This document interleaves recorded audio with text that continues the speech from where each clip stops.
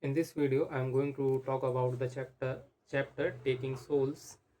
Use opponents' doubt to fuel success. This chapter comes sorry, this is fifth chapter from the book Can't Hurt Me by David Goggins. In this chapter, he tells that whenever opponents doubt your abilities or whenever opponents doubt your abilities, use that to fuel yourself. Like someone's told you can't do it, you have tell yourself you have to prove him you can do it. Even if seems attention seeking, validation seeking does not matter because it will fuel you. So actually, I did it, and I hit my 10 kilometer PR 2 days ago on 6th January 2026. I was running at very comfortable pace around 8 or actually I don't 8:30 or 9 kilometer per hour pace. No, sorry. 9 minute per hour pace. Yes, 9 or 8 minute per kilometer pace. So I was very comfortable because I was running alone and no one was looking at. Actually, multiple people were looking at me because I was running in the ground and it was playtime. So I was running for more than 40 minutes and I saw a guy. He was a bit fit, a bit more fit from me compared to me. Sorry, not from me, compared to me. But his strides were actually he was not fit. He was more than 25-year-old. He was you can't say he was fat. His body was very tight. He had a big belly, but it was more tighter than I have one.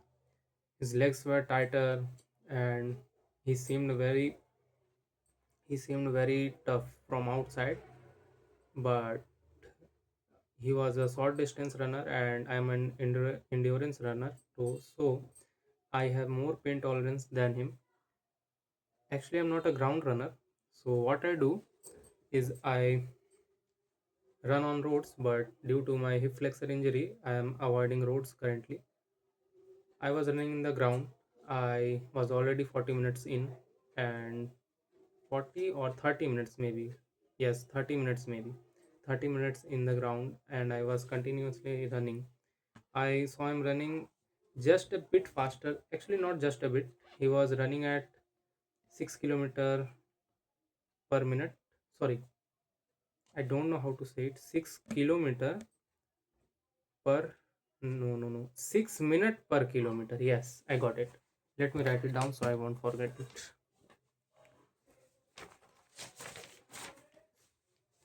Minute per kilometer.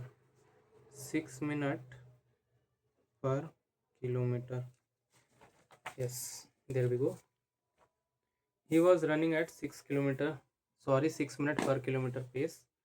I after one round, after he completed one round, I decided I will join him and see how long I can sustain that pace. So I started running with him without talking. He was ahead of me. No, no. I was ahead of him. I waited for him to come to me, and after we got parallel, I started chasing him. Actually, I was not chasing him from behind, or nor I was running in front of him. I was running beside him, so I can see how fast he's running and come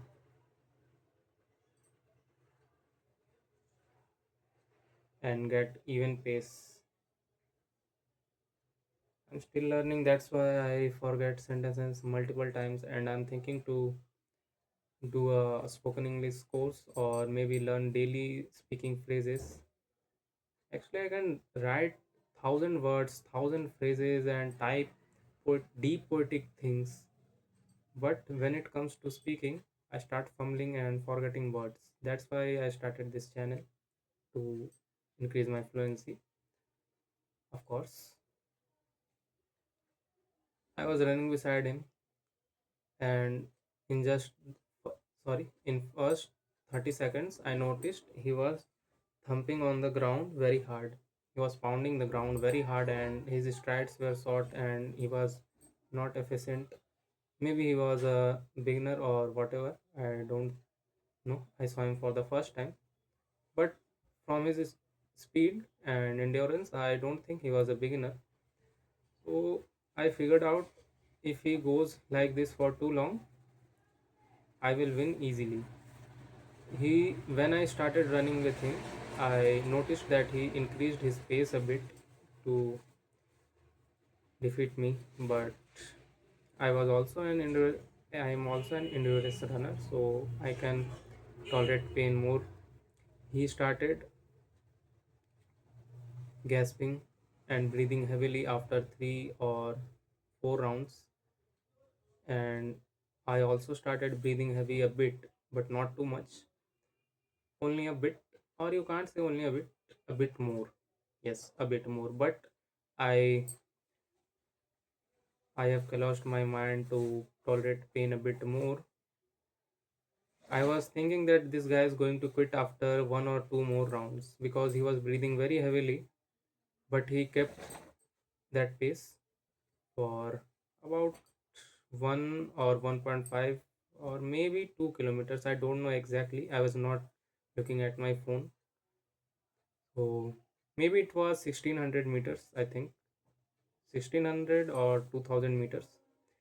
I was competing with him, and I decided no matter what, I'm going to defeat this guy. Even I fell after this. And after some rounds, he stopped and I kept running. After his stopping, I ran for more than 20 or 25 minutes because I was running 10 kilometers. And of course, I reduced my pace to 8 kilometer per hour. Sorry, 8 minute per kilometer. Yes, 8 minute per kilometer. And I hit my PR for 10 kilometer on that day. And whenever I was crossing him, I crossed him multiple times, more than 10 times after he stopped. So, taking souls. Actually, I was thinking about this chapter, taking souls, when I was running with him. He was looking at me like this. How can this guy run like this much? I was running for more than 1 hour, and he noticed me that I was running for too long. His eyes were saying, I want this guy to give up, when he will give up. But I was taking the soul, and that's some kind of enjoyment I can't explain in words.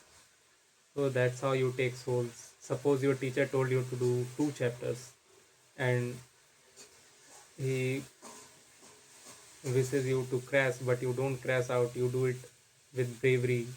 And in the terms of David Goggins, what he did was, when he was told to carry the boats with the group, other groups were collapsing, but he motivated the other members of his group and they started boat pressing. Means they were not just carrying the boat, they started boat pressing.